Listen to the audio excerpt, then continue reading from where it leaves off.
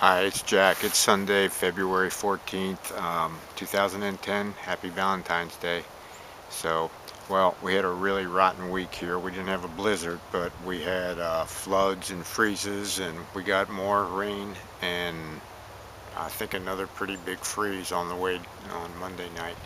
So, it's been really depressing here, and I've been really depressed. And one of the reasons is BJ has been showing a lot of psychiatric symptoms. We probably got rid of his urinary tract infection. He's still on the antibiotic, but I think what's happening is he had something called VRE infection. It's a hospital-acquired infection that's resistant to like the only antibiotic that's effective against it, called vancomycin. And I think he had a rebound of pain, and I think that the infection had been suppressed at the first of the year when he was in the hospital, but now it's coming back. Um, so the infection makes the dementia patients really even more confused and aggravates the symptoms. So we're seeing a lot of symptoms, and it's really freaking me out.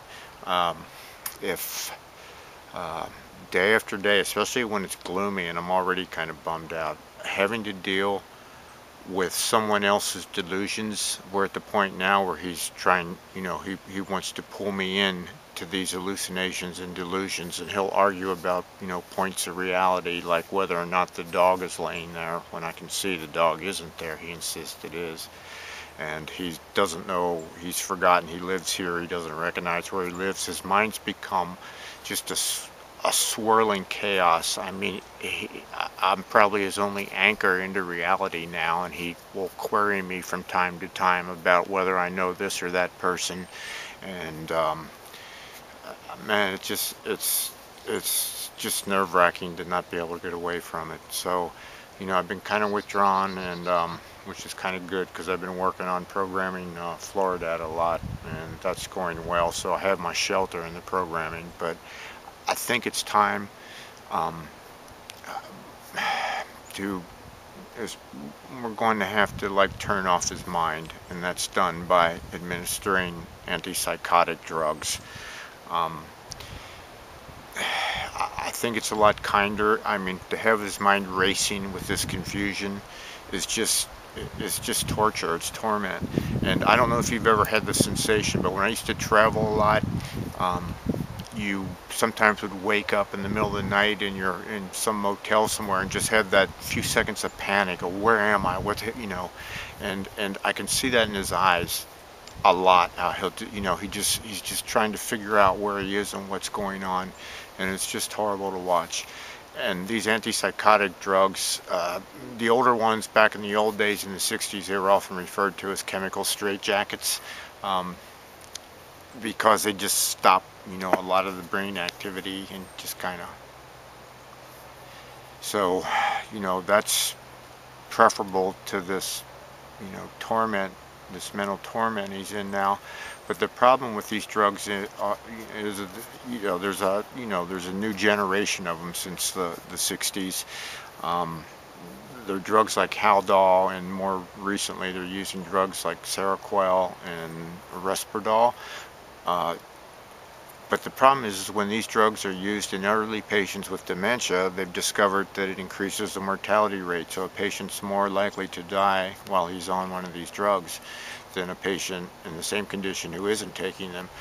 But his quality of life is gone. I think him leaving the earth now would be a good thing, and I want him to be comfortable. So I'm going to ask the doctor this week if we can begin, to use, Haldol or something on an as-needed basis for when he gets really disoriented. Um, and if for no other reason, then it won't. I'll be able to handle the situation better. He took it's Sunday afternoon. He didn't sleep last night because he was really hurting for some reason. I think he might have spit out his time-release morphine, and I didn't know it. So that might have been why he was in a lot of pain, or maybe because the hip infection's, coming back somehow. So um, he took his nap, and for about 2.5 hours. He was exhausted from not sleeping last night. He said he was crying and stuff all through the night, and I gave him like some extra pills and stuff too, and he still apparently didn't go to sleep. But he took his nap and he got up, and he again was disoriented where he was, but apparently he had like just peed in his pants while he was asleep. So he's like losing all touch, with, I don't know, even with his body. He's not sensing his body correctly. So this is just, he needs to be on the drug, and I hope it'll make him more comfortable. And we're going to go to see the infectious disease doctor on Thursday. So I don't know, maybe we can find out, if he needs to do another round of vancomycin or something. The problem with doing these drugs, though, is that his IV veins, they can't get the IV in his veins because they're too messed up from all these years of overuse. And they want to put a PICC line in him. The home health people want to put a PICC line in, which is that catheter that goes in your arm artery and stretches into right into your heart. And I'm afraid he'll pull it out. He's pulled it out in the past. So we have all these hard decisions to make, not just for the treatment, but whether it's worth it and how much risk will be, because he's just, he's just out of it. So anyway, it looks like we got another kind of gloomy week coming up, so I guess I'll get a lot of programming done, and I really will be previewing some of this pretty soon. I mean, it looks really good and I'm excited about it. So that's my anchor in reality. So I better get down there and see what he's up to. I hope it's nothing bad. And so that's it. This is Jack from Dementia Land. Be good and grow. I'll see you next time.